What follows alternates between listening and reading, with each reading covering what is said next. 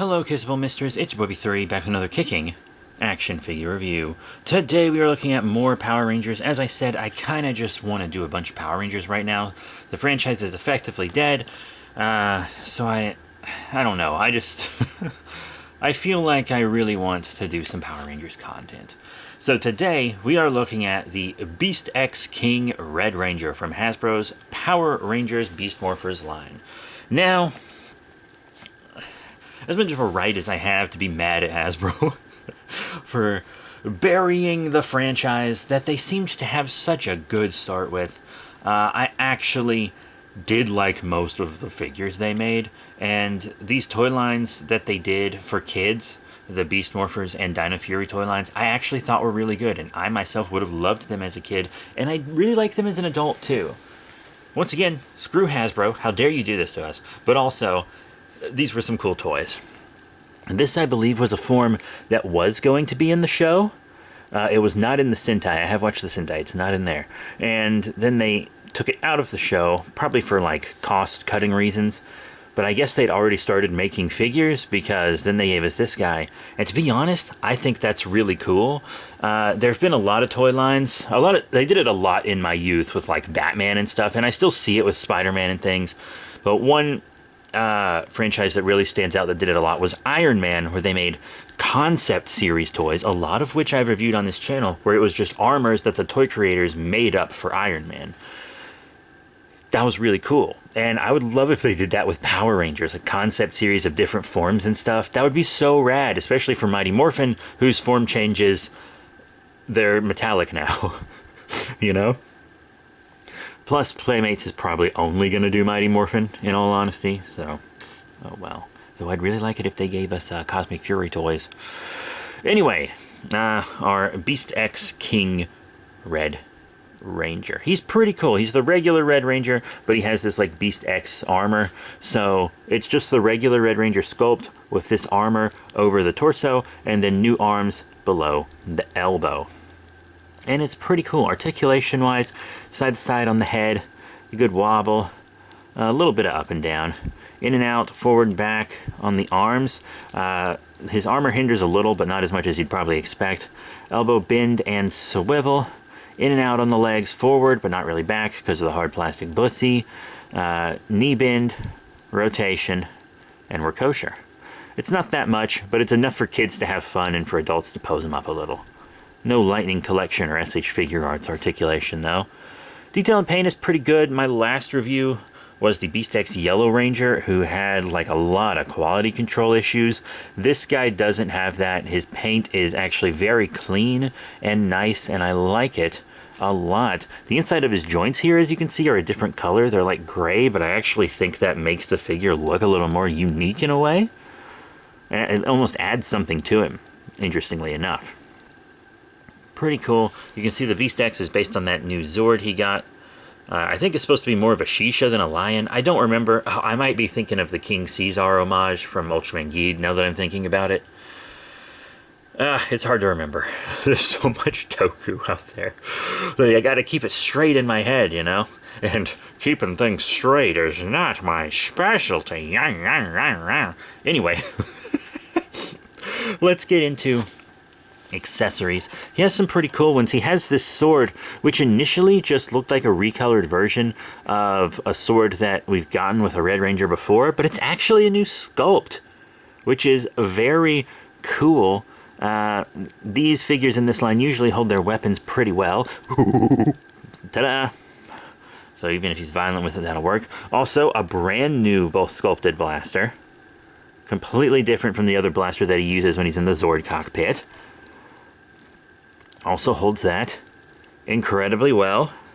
And then all these figures have a key for the Morpher that I never bought and should have.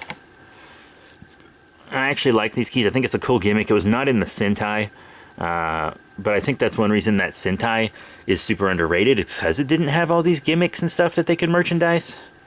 Oddly enough, it's a thing that a lot of adults complain about. It's like, oh, the show's so gimmicky to sell toys, but then when one of the shows doesn't do it, they don't watch it. So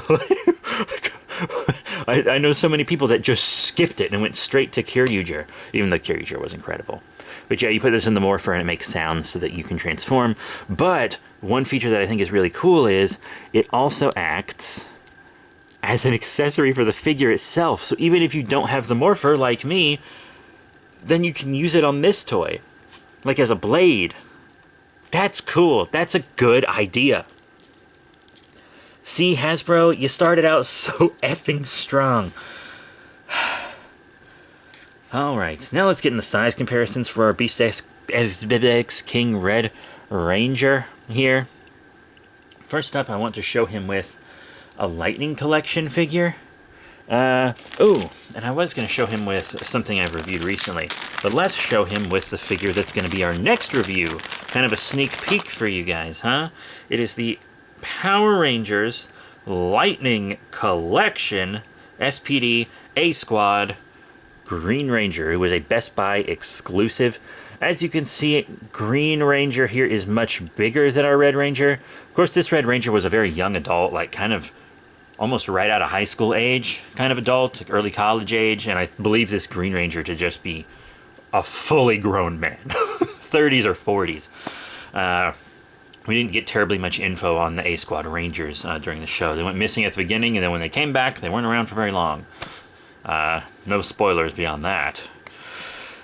I mean, you could make it work if you posed them up enough, but at the end of the day, I don't think they work together just standing vanilla side by side like this.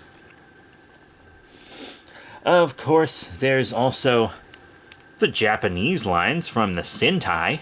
You know, here is the Bandai Japan Sentai Hero Series 2 Kaiser.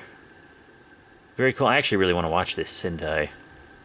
As you can see, they're just a completely different scale. They do not work well together at all. Sorry for those who collect the Bandai figures from Japan, but I mean, I don't believe they ever made a figure of this form, because this form is from the States and would never made it to the show, so they never would have had one. I believe this is the only figure of this form that I can think of, but it's not going to go well with your Sentai members that weren't adapted. Sorry. Pull quote-unquote Gokai Gold out of there. And we always say on this channel that as long as a toy scales with its own line, then that's all it needs. So let's show him with his own figure line. With the Beast X Yellow Beast Morphers Ranger. And honest to God, I think they're perfect for each other. They look great together, don't they? I think that works perfectly. So he scales well with his own line, which once again, at the end of the day, is all that matters. So, what are my final thoughts on the Hasbro Power Rangers Beast Morphers Beast X King Red Ranger? He's a cool figure. I like that even though this form didn't make it into the show, they gave us a cool figure of it. I think the yellow and blue really pop on him.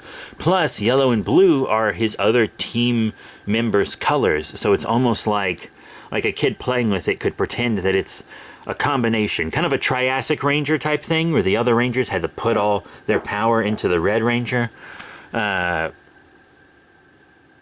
make the special form. It's almost akin to that, visually anyway. It's very, very cool. I like the idea, and I like the way the figure came out. I like the accessories they got. This line actually did very well on accessories, I felt like, for a kid's toy line. And on this channel, we judge kids' toys by kids' toy standards and adult collectibles by adult collectible standards. Like, I'm not going to judge this guy by the same standards that I would a Lightning Collection figure or an SH Figure Art, which I haven't reviewed in a while, but I have some sitting off to the side that need it.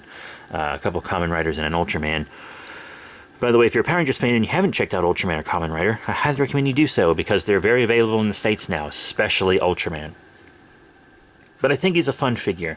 I think kids who are fans of Power Rangers Beast Morphers, since I do believe it's still on Netflix, who knows what's happening with Power Rangers right now, they'll enjoy this figure. I got him for like $10, and he's probably even cheaper now. Some of these figures have gone up, but most of them really haven't.